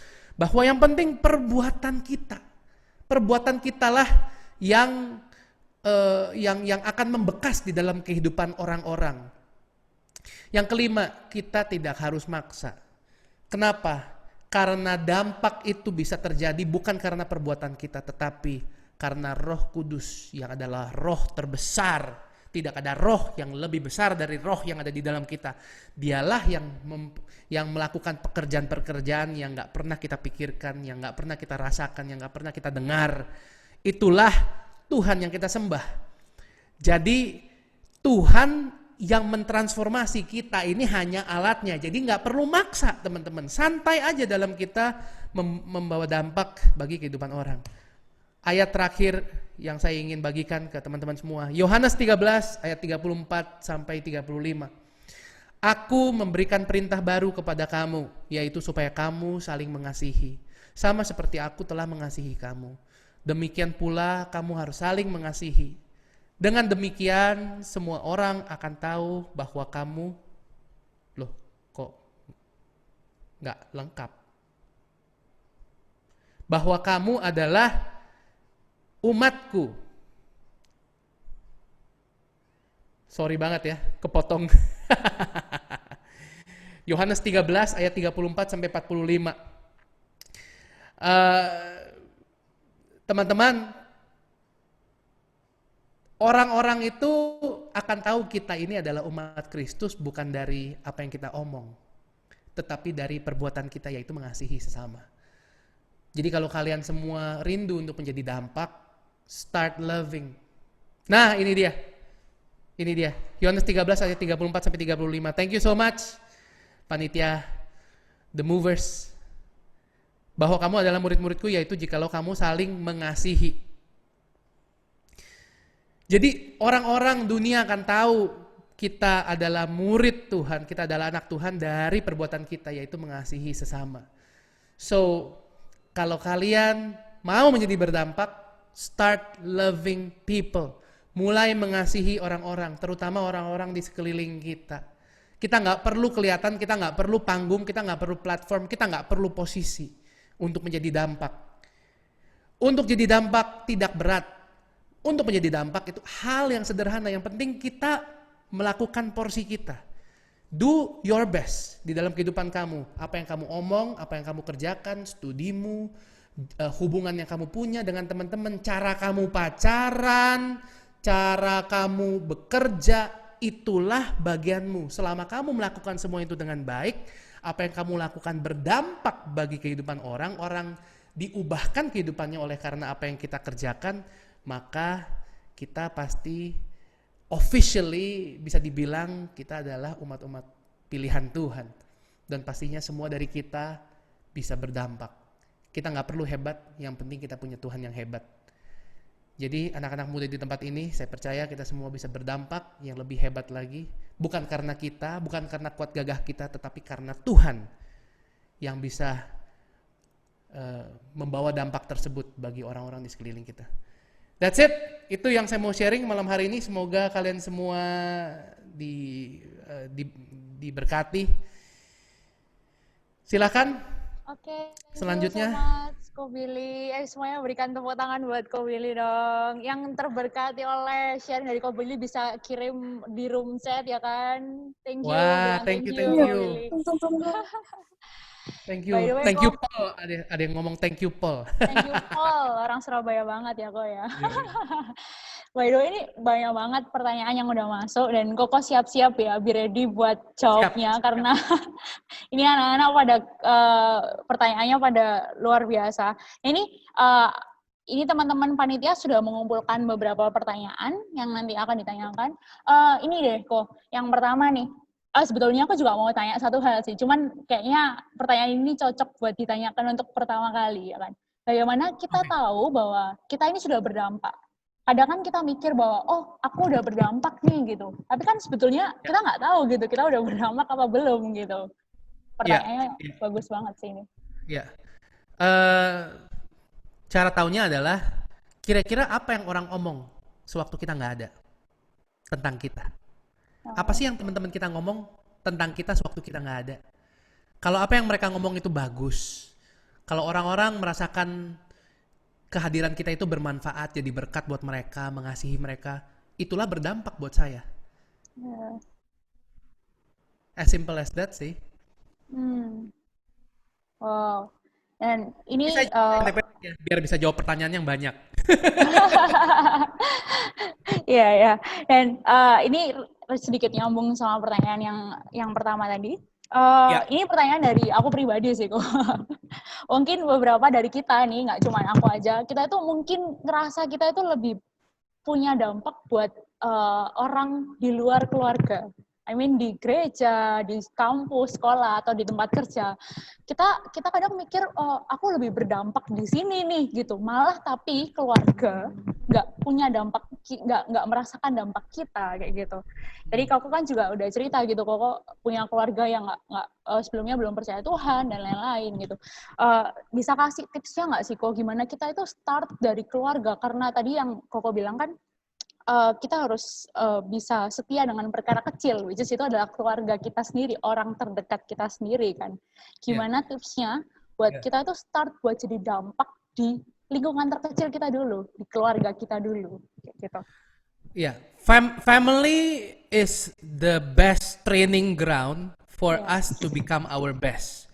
Keluarga adalah training ground atau ladang pelatihan terbaik untuk kita menjadi diri kita yang terbaik. Karena apa? Karena family itu memang yang paling sulit. Kenapa sulit? Saya kasih tahu kalian kenapa sulit. Di gereja, orang-orang paling ketemu kita dalam sekali ibadah paling 3-4 jam. Ada latihan, misalnya hari Sabtu, latihan musik untuk pemusik-pemusik, ya 2-3 jam lah. Ada komsel di Kemis, di hari Kemis atau hari Rabu misalnya, ya 2-3 jam lagi. Ya total paling beberapa belas jam per minggu. Keluarga ketemu kita berapa lama setiap harinya. Mereka ngelihat kita. Orang-orang di gereja, orang-orang di sekolah, di kampus, di tempat kerja itu hanya melihat kita sebatas highlight. Tapi keluarga kita nggak cuma melihat highlight, mereka juga melihat low light. Nggak cuma hal yang bagus mereka tahu, yang jelek-jeleknya tentang kita juga tahu mereka. Makanya memang susah. Tapi harus dijalani, jangan dipikirin susahnya. Yang penting coba teman-teman dengan sengaja kasihilah keluargamu. Give your best. Gini, kita nggak mungkin bisa sempurna. Setiap detik ngomong hal yang tepat, mungkin nggak emosional. Pasti kan gampang gondok ya sama keluarga sendiri, apalagi adik sendiri, kakak sendiri. Aduh ini mama gua bawel banget sih, rese, ribet gitu kan. Dan lain sebagainya gitu. Tetapi percayalah, keep pushing. Terus bangun diri kalian dengan sengaja menjadi lebih baik. Karena begini, ini adalah training ground. Kalian semua sini mau punya keluarga dong, mau punya anak dong. Kalau kalian udah nyerah dengan keluarga kalian yang sekarang, gimana nanti kalian mau mimpin keluarga kalian sendiri? Kita mau dong jadi orang tua yang terbaik buat anak-anak kita. Makanya dari sekarang kita harus mulai mempelajari yang namanya konsistensi. Nah, hanya orang yang konsisten yang setia pada perkara kecil. Percaya nggak? Karena orang-orang yang kayaknya gini, orang konsisten itu mau ada orang nggak ada orang, dia tetap seperti itu. Dia setia sama perkara kecil.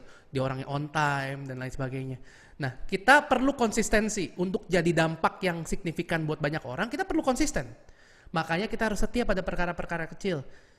Dari nyiapin piring di meja misalnya ya, anak-anak cewek gitu di rumah, bantuin mama papa, jangan selalu pengennya selalu dilayani. Ada apa-apa cepet bantuin, cepet. Orang tua tuh biar orang tua tuh merasakan ini anak gua kok helpful ya, kok baik ya, nggak ada dia tuh beda loh. Ada dia tuh saya merasa terbantu sekali. Kita harus pastikan orang tua kita itu merasakan seperti itu. Jangan hitungan sama mereka, santai. Kalau mereka marah-marah ngomel, it's okay. Karena mereka sama kita lebih beruntung. Kita kan udah benar-benar mempelajari firman Tuhan, menghidupi firman Tuhan. Kita yang pelayanan, kita yang sering merenungkan firman Tuhan. Ya kita harus legowo, lebih ngerti, nerima mereka apa adanya. Jadi nasihat saya ke kalian semua, hadapi keluarga kalian, hadapi rumah kalian. Jadilah yang terbaik di rumah kalian. Maka kalau kalian bisa jadi yang terbaik di rumah kalian, apapun kalian bisa hadapi, karena rumah kalian memang yang is the hardest training ground ya, memang medan perang tersulit memang rumah itu. Jadi ya semangat. Oke, semangat. Ini tadi aku dengerin sharingnya Koko barusan, ini sampai mencucurkan air mata by the way kok. Ya ampun. Siap. Lagi potong bawang putih di situ sampai keluar mata.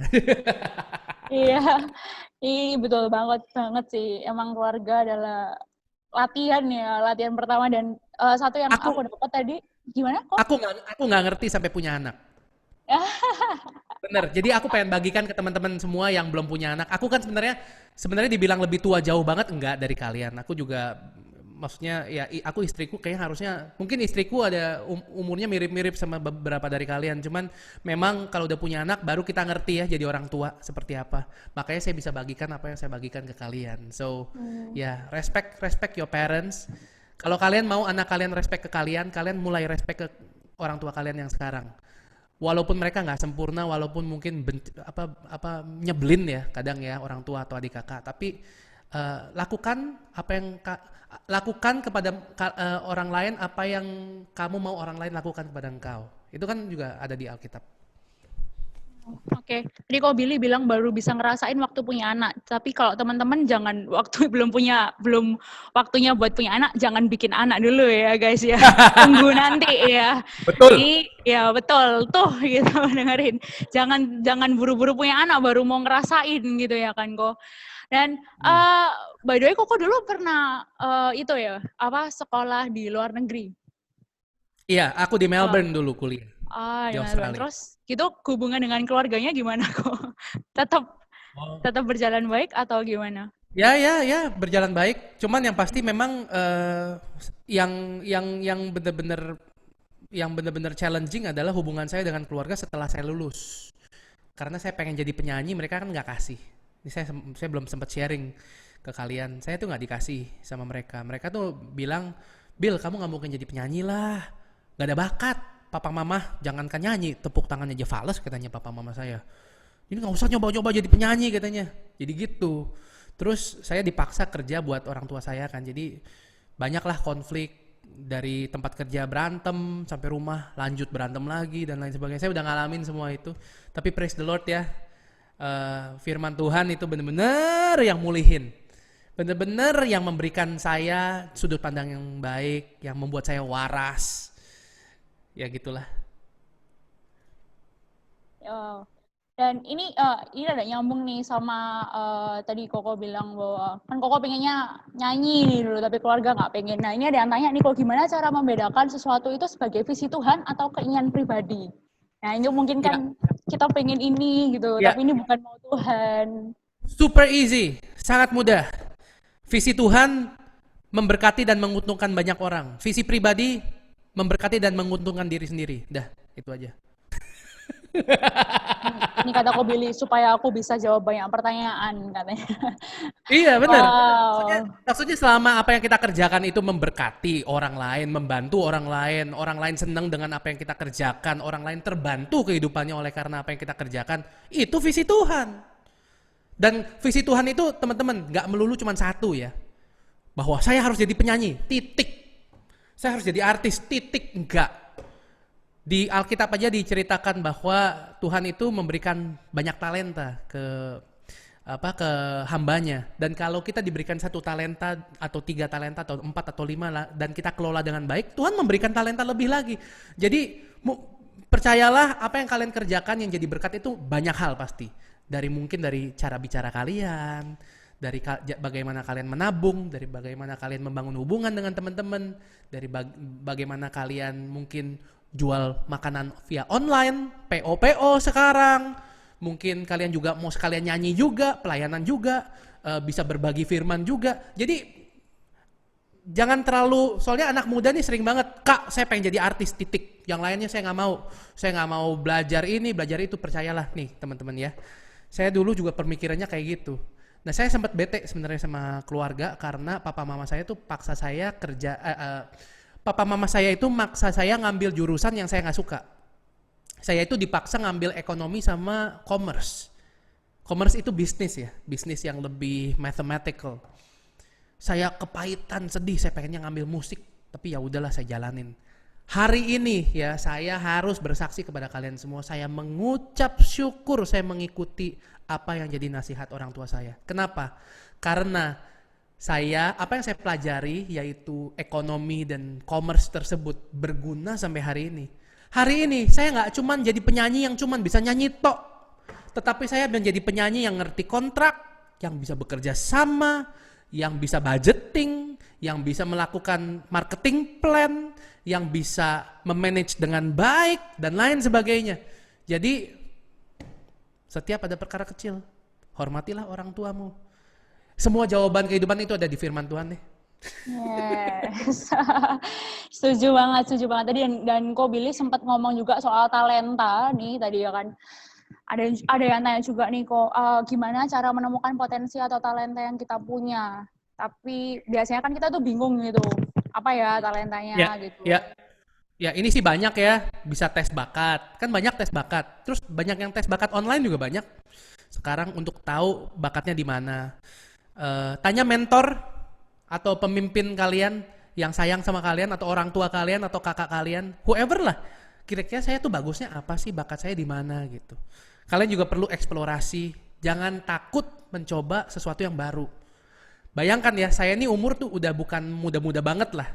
Tapi saya masih loh ikut kelas-kelas seminar online, apalagi sekarang ya pas lagi COVID kan kita PSBB semua. Saya ikut ambil kelas musik production, ikut ambil kelas mixing mastering, ini istilah-istilah musik ya. Saya ikut conference leadership, nggak ada hubungannya sama musik, tapi saya ikut conference leadership dari gereja bule di Amerika, online gitu. Apapun yang bisa kita pelajari. Kita nggak pernah tahu, ternyata kita menemukan kekuatan kita di sini, di situ, di sana.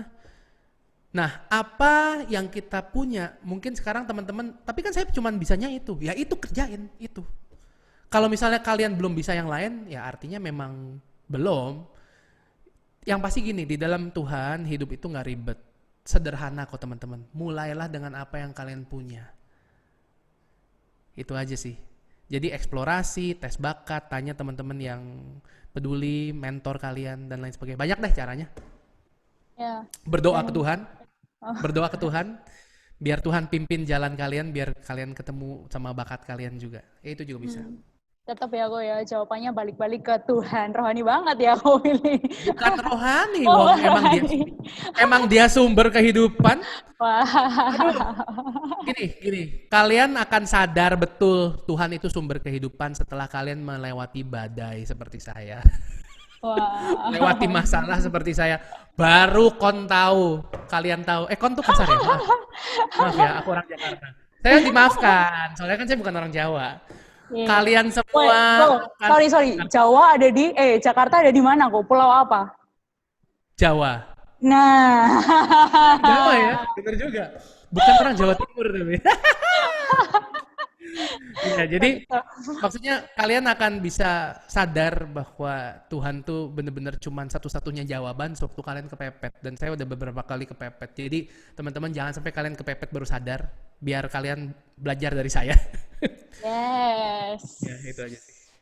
Ya, dan aku percaya juga sih emang Tuhan udah kasih kayak kesempatan buat kita, contohnya ada kayak webinar online buat kita buat belajar lagi, buat jadi produktif gitu kan. Dan ini ada yang tanya juga nih, bagiin tipsnya supaya jadi anak Tuhan yang produktif dan gimana caranya melawan rasa malas. Kadang emang kesempatan itu ada, tapi dari diri kita sendiri nih kok, kita malas ngapain kayak gitu. Gimana Iya. cerahkan pemikiran. Iya, dua hal sih yang ingin saya bagikan. Satu, kita semua punya tanggung jawab. Tuhan itu kasih talenta ke kita. Nggak cuma talenta, Tuhan kasih kesehatan. Tuhan kasih kita panca indera, bisa melihat, bisa mencium, merasakan. Bisa kita diberikan akal pikiran untuk mikir, kita diberikan hikmat, semua itu buat apa? Ya kita harus produktif, kita harus memakai tools yang Tuhan telah berikan di dalam kehidupan kita untuk jadi berkat. Jadi satu, kita harus bertanggung jawab. Kedua, kita harus mengelola apa yang Tuhan telah berikan. Ketiga, ingat apa dampaknya dari apa yang kalian lakukan. Bahwa dengan kita melakukan perbuatan baik, ada yang diuntungkan. Kalian pernah rasain gak sih? Oleh karena apa yang kalian lakukan itu, orang tuh hidupnya diberkati gitu. Itu enak banget rasanya teman-teman. Maksudnya, terutama orang-orang di sekeliling kita ya. Kayak kalau misalnya pas saya ulang tahun gitu. Pas saya ulang tahun, terus kita teman-teman ngumpul, keluarga ngumpul. Terus untuk dengar keluarga kita, teman-teman kita bisa ngomong, thank you ya Bill, gara-gara lu, gua hari ini. Itu rasanya pengen nangis loh.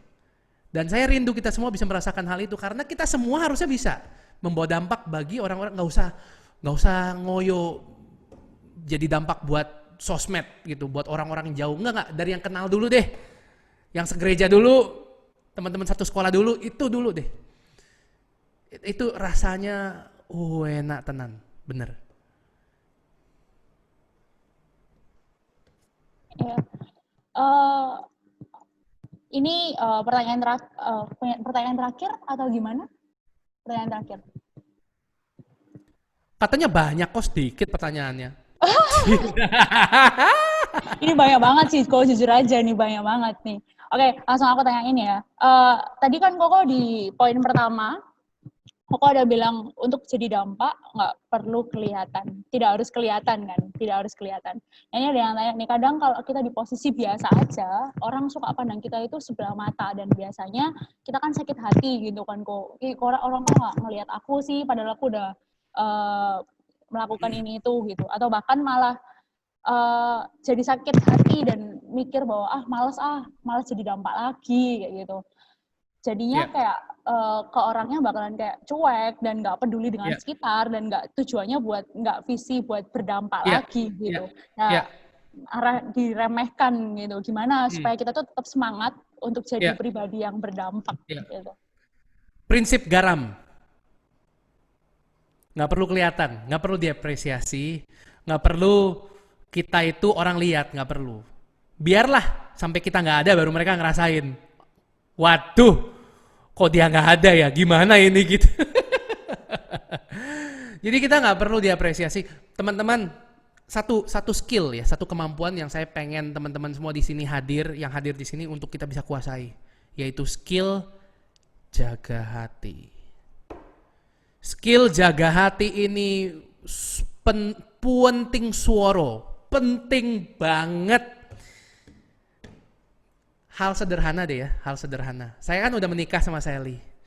Kalau kalian nggak pintar jaga hati, kalian ntar hitungan loh sama spouse kalian, sama suami istri kalian. Gua udah begini, gua udah begitu, kok tetep lu nuntut gua begini. Karena di dalam pernikahan itu udah nggak bisa yang namanya hitung-hitungan, tuh nggak bisa. Kalau lu nggak apresiasi gua, kalau aku ya ngomong, kan aku udah kerja, aku kan udah cari uang dan lain sebagainya. Mungkin Sally mikir, aku kan udah ngurus anak dan lain sebagainya gitu-gitu.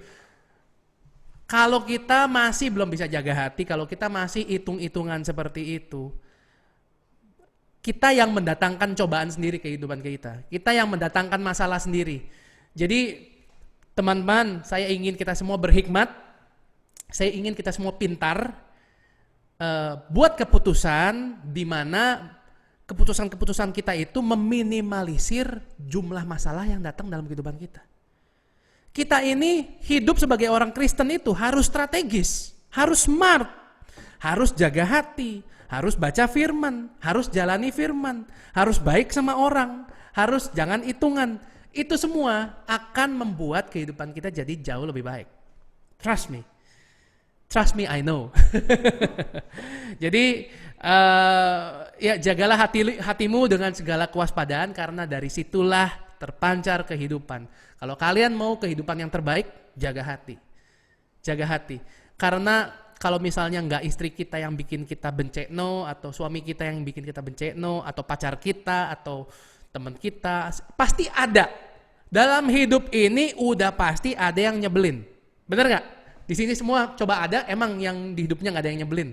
Udah pasti ada yang memandang kita sebelah mata, yang nggak mengapresiasi kita. Makanya skill jaga hati itu penting. Skill jaga hati itu juga penting ya bagi kalian yang baru putus, biar cepat move on.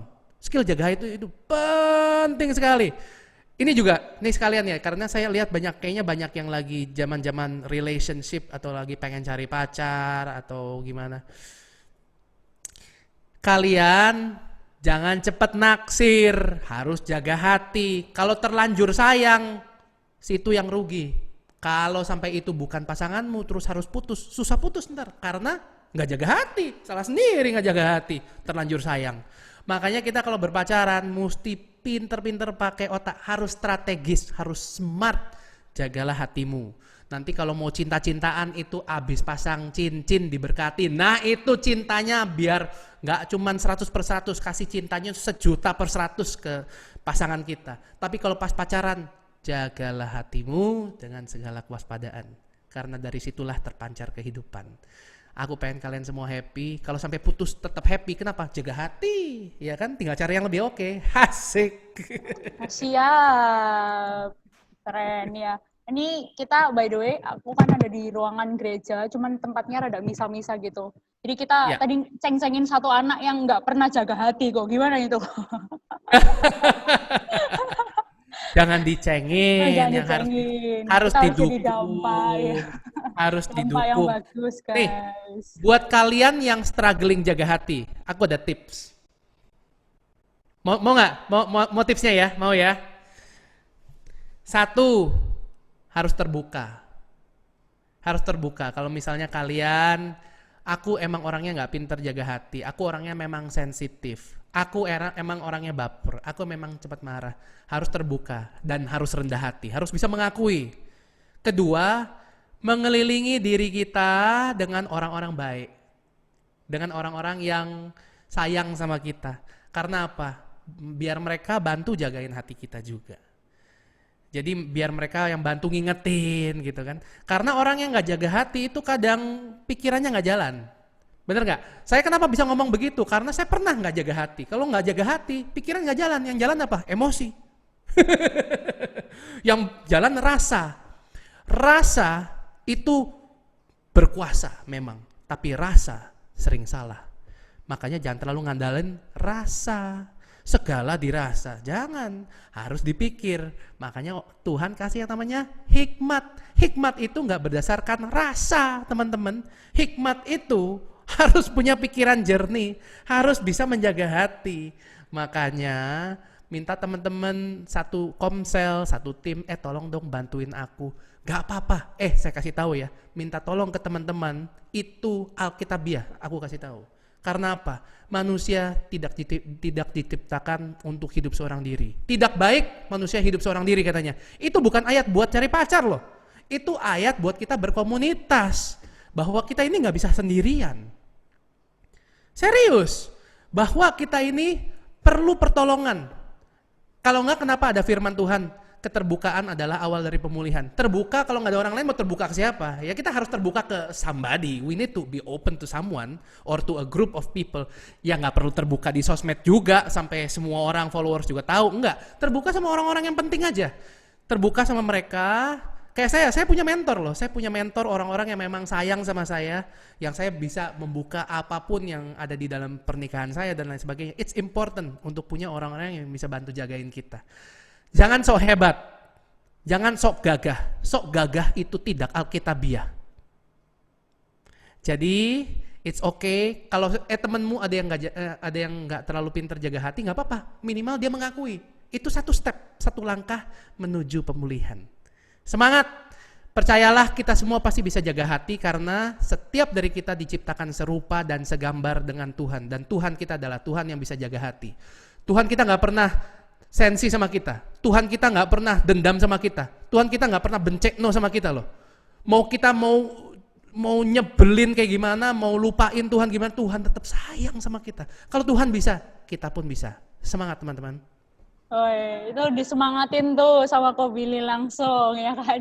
By the way kok ini sungguhan sih, ini ada beberapa pertanyaan yang emang belum ditanyakan tapi emang waktunya kita sudah mepet sekali ya kan. Nah mungkin next kita bisa tanya-tanya lagi ke Ko Billy ya kan. Thank you so much. Boleh. Thank Sekarang you, tinggal Ko. Zoom soalnya gampang, tinggal pencet. Zoom ya, tinggal pencet ya kan. Teman-teman yang terberkati oleh sharing dari Ko Billy bisa dong kasih apresiasi buat Ko Billy ya kan, tepuk tangan atau kirim di room chat. Thank you Ko Billy. Semuanya terberkati. Aku juga terberkati sangat kok. Saya terberkati oleh ekspresi kalian semua loh. Jangan pikir saya nggak perhatiin dari tadi. 3 page Ya. itu saya dari tadi muter-muter sering liatin muka-muka kalian. Ya page 1-2 lah ya. Kalau page 3 nggak nyalain video semua. Tapi ya tapi I'm so blessed. Thank you. Zoom is nice ya. Siapa yang mengucap syukur atas Zoom? Thank you loh Tuhan udah ngasih Zoom ke kita semua. Jadinya saya bisa jadi berkat untuk kalian tanpa harus keluar rumah. Amazing. Yes. Wow. Yes. Dan buat teman-teman nih, karena kita udah thank you Kos lagi, thank you buat teman-teman nih. Kita kan dari tadi udah denger tentang gimana jadi berdampak karena kita semua di sini masih muda kan dan kita semuanya mau jadi dampak. Nah, salah satu cara buat teman-teman buat jadi muda dan berdampak adalah ini visi yang luar biasa yang menurut aku ditanamin ke dalam Ko Billy dan teman-teman bisa cek. Tadi udah disampaikan sebelum Ko Billy masuk, disampaikan oleh C. Beatrice. C. Beatrice bilang bahwa Ko Billy ini ciptain sebuah lagu, judulnya Your Many Blessing, ya kan Ko? Dan lagunya ini udah ada di mana-mana, ada di YouTube dan lain-lain. Nah, cara menjadi dampak buat sekitar adalah kita bantu buat tenaga medis yang sekarang lagi membutuhkan, guys. Misalnya kita lagi pandemik dan semuanya serba kacau, apalagi tenaga medis, mereka sangat butuh bantuan dari orang lain. Dan Ko Billy buat lagu Your Many Blessing, dan ketika teman-teman nanti, linknya bisa dikirim ke room chat, bisa tolong dikirim ke room chat. Jadi ketika teman-teman buka link ini, kalian bisa, itu linknya itu berisi YouTube, Spotify, Revivo, iTunes, Joox, juga Deezer. Itu adalah lagu dari Your Many Blessing. Dan ketika kalian klik, kan ada dapat duit tuh, AdSense dan lain-lain ya kan. Dari Ko Billy sendiri bilang, all profit Royalty from juga. this song. Royalty juga. All profits from this song and MV itu bakalan didonasikan buat dokter dan perawat di rumah sakit, pokoknya tenaga medis yang membutuhkan. Itu luar biasa banget sih kok. Ya. Itu super banget dan ini nggak loh cuma guys. profit, tapi income. Jadi 100% pemasukannya langsung disalurkan. Banget. Jadi saya nggak ngambil sama sekali. Saya ada beberapa biaya pun saya nggak ambil. Bener-bener saya hanya ingin mengapresiasi, menjadi berkat. Ya inilah menjadi dampak sebenarnya. Yeah. So tema hari ini is about this sebenarnya ya. Kita bisa jadi dampak dan teman-teman semua bisa jadi dampak as simple as nggak perlu keluar uang. Yang penting punya niat, punya jari, punya smartphone. Itu aja. Yang penting kalian pencet, dengerin, nonton, udah. Langsung kalian menyumbang ke mereka. royaltinya, AdSense-nya semua akan pergi ke para dokter dan para suster yang sedang memerangi COVID-19 di Indonesia. Nggak perlu keluar uang, simple cuman buat dengerin aja lagu Your Many Blessing yang diciptakan oleh Ko Billy ini, kita sudah menjadi dampak, guys. Itu tadi poin dari utama acara ini adalah kita harus jadi dampak, kita harus jadi muda dan berdampak. Simply cuman klik itu, ada di room chat, bisa teman-teman buka, ada link tree-nya, nanti teman-teman bisa langsung buka semuanya. Dan lagu yang luar biasa ini, by the way kok aku udah denger lagu ini 10 kali kayak. Wih, 10 kali. buahnya itu. Dan Thank you. lagunya super memberkati, dan hari ini nih guys, ini kesempatan yang luar biasa juga buat kita semuanya bisa denger lagu ini Your Many Blessings secara live yang akan dibawakan oleh Ko Billy. Sekarang juga ya kok ya. Tepuk tangan dulu dong teman-teman, luar biasa sekali. Oke, kita mau nyanyiin lagu ini bersama-sama juga ya kan. Kita mau dengerin lagu yang sangat luar biasa ini. Silakan kok. Oke. I don't wanna take it for granted. I don't wanna take it for granted. Your many blessings in my life. I don't wanna take it for granted. I don't wanna take it for granted. In everything, I thank you, Lord. You're always good to me. Even when I question you, you're always there for me. Even when I'm far from you, supply my every need. The provider of my home, for that I am grateful. I am grateful. I don't wanna take it for granted. I don't wanna take it for granted. Your many blessings in my life. I don't wanna take it for granted. I don't wanna take it for granted. In everything, I thank you, Lord. You're always good to me. Even when I question, you're always there for me. Even when I'm far from you, supply my every need. The provider of my home, for that I am grateful. I am grateful. I don't wanna take it for granted. I don't wanna take it for granted. In everything, I thank you, Lord.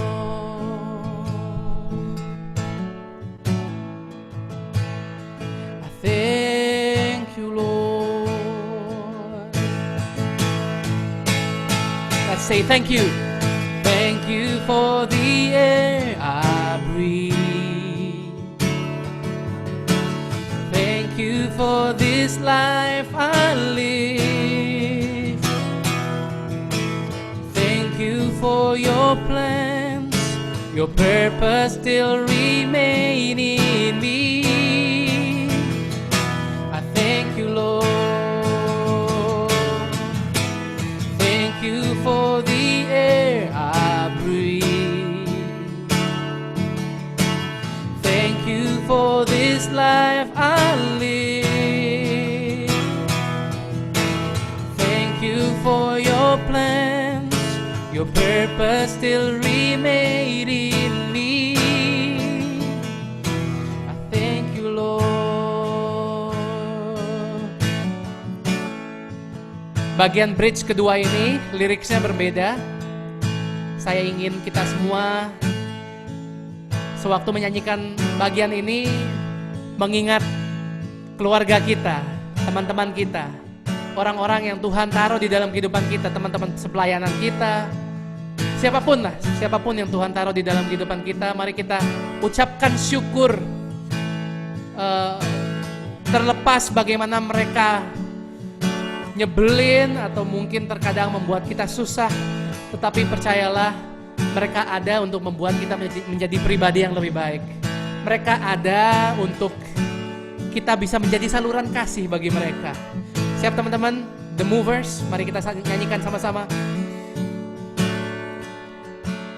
Thank you for community,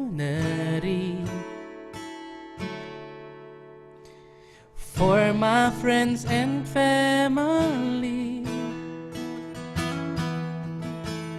and for everyone you put in my life to love. I thank you Lord. Liriknya ada di grup chat, di Zoom group chat. Ini kayaknya lupa dimasukin, it's okay. Thank you for community, for my friends and family, and for everyone you've put in my life to love. I thank you Lord. Kita nyanyi sama-sama chorusnya lagi. 1, 2. You're always good to me, even when I question you. You're always there for me, even when I'm far from you. Supply my every need, the provider of my home. For that I am grateful. I am grateful. I don't wanna take it for granted. I don't wanna take it for granted. In everything, I thank you, Lord.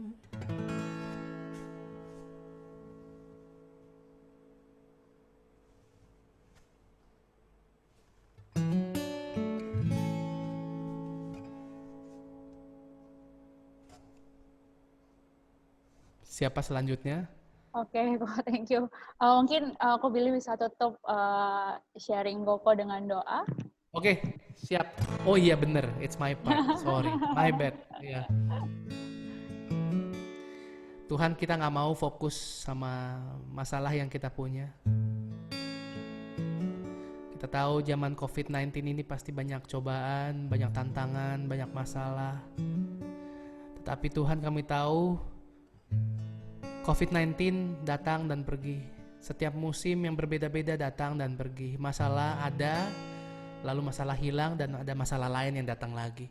Tetapi kami tahu Tuhan datang, dan sekali datang Tuhan gak pergi dalam kehidupan kami, sebab Engkau adalah Immanuel. Tuhan, ajar kami untuk mengucap syukur atas berkat-berkat yang kami miliki. Ajar kami untuk gak ngoyo minta hal-hal yang kami belum punya, dan kita maksa untuk punya apa yang kita pengen, Tuhan. Tapi padahal Tuhan sudah memberikan kami sebegitu banyak berkat, sebegitu banyak kemampuan, sebegitu banyak skill atau talenta yang mungkin kita suka anggap remeh. Kami bertobat, Tuhan. Kami ingin mengucap syukur atas apapun yang Tuhan telah berikan ke dalam hidup kami. Keluarga kami, kemampuan kami, kesehatan kami, nafas kami, handphone kami, akun Instagram kami. We thank you. Kami mengucap syukur untuk teman-teman kami, segala apapun berkat yang Tuhan telah berikan atas kehidupan kami. Tuhan, kami tahu Tuhan, untuk menjadi dampak yang besar, kami harus terlebih dahulu setia pada hal-hal yang kecil. Bahwa dunia akan tahu bahwa kami adalah pengikut-Mu sewaktu mereka melihat bagaimana kami saling caring, saling peduli, saling mau bantu, saling mau murah hati, gak hitungan. Tuhan, kami berdoa agar setiap dari kami Tuhan ajarin terus. Tuhan ajarin agar kami bisa level up, jadi diri kita yang jauh lebih baik dari sebelumnya. Kami tahu Tuhan, kami gak sempurna, kami jauh dari sempurna bahkan, tetapi we are work in progress. Kami adalah project Tuhan yang memang belum matang. Tetapi kami percaya sebagai anak Tuhan, kami akan terus naik dan tidak turun. Kami akan menjadi kepala dan tidak menjadi ekor. bahwa the best is still yet to come, bahwa hal-hal yang jauh lebih baik pasti menunggu kami Tuhan. We know Tuhan, di dalam Tuhan selalu ada progress, dan pada akhirnya kami akan kaget sendiri, kok bisa ya dampak yang kami berikan kok sebegitu besar. Oleh karena as simple as karena kami sudah setia pada hal-hal yang kecil. Terima kasih Tuhan.